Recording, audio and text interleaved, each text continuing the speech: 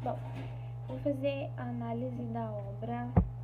O Conto da Ilha Desconhecida, do José Saramago, e eu vou fazer essa análise pela perspectiva intrínseca e sendo um pouquinho mais específica com um enfoque temático e também um pouco do enfoque estilístico. Bom, começando pelo enfoque estilístico e falando agora a respeito do discurso literário em si, é possível perceber que, apesar de ser feito basicamente, constituído basicamente por diálogos, esses diálogos eles não aparecem claramente ali, nem em forma de discurso direto, com uso de travessão e afins, e mesmo no discurso indireto não fica claro os tempos, os turnos de fala das personagens. E como isso está muito ligado ali na relação entre o emissor e o receptor, e eu imagino que isso seja em relação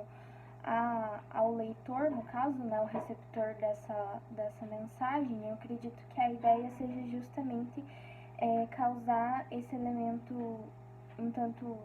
quanto confuso em relação à obra, mas a confusão no caso como o tema, e aí a gente entra ali no enfoque temático, é como se fosse para dar um certo um foco nisso mesmo. Em relação ao enfoque temático, agora apresentando aos motivos, acredito que seja primeiramente os motivos associados, então ali conforme a narrativa acontece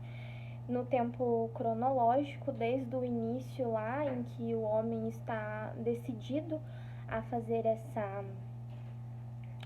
viagem e falar com o rei e tudo, e parece que ele tem tudo muito esquematizado na cabeça dele, parece que ele segue ali uma linha de raciocínio muito precisa até aquele momento. E então, depois, quando a gente percebe essa mudança, essa mudança de motivação, e aí a gente pode entrar um pouco nos motivos dinâmicos e nos motivos estáticos. Então, os dinâmicos que dizem respeito ao fazer da personagem, eu entendo que seria em relação à ação, e aí a gente percebe claramente a mudança de ação, a mudança de comportamento que ele tem, que era da certeza para então a incerteza, a respeito das coisas, e também o ser da personagem, e que seria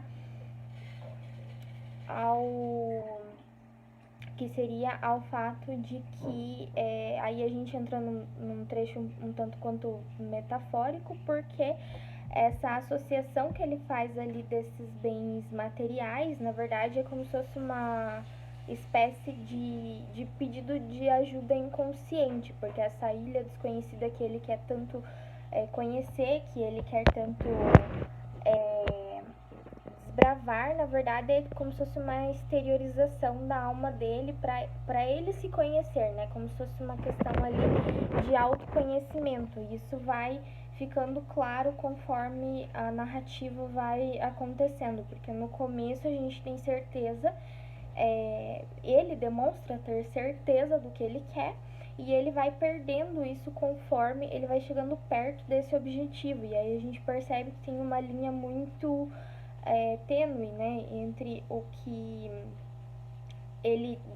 aparentemente deseja materialmente, o barco para chegar até um objetivo, e o que esse objetivo, essa ilha desconhecida, realmente significa no sentido figurado de autoconhecimento. Agora falando mais especificamente da temática, em relação a outra personagem que aparece também, com ela aparece meio que um oposto, Ela tem essa percepção um pouco mais rasa no começo, e ela vai ganhando isso até passar ali pela porta da decisão e encorajar ele em todos os momentos. E isso diz mais respeito à ação dela, ao que motivou ela a fazer isso a partir do momento que ela passou por essa porta das decisões, como ela mesma fala para ele, e depois ali em relação ao ser dela que vai se estabelecendo nesse sentimento de certeza. No entanto, como ambos ali têm essa questão do sonhar, né,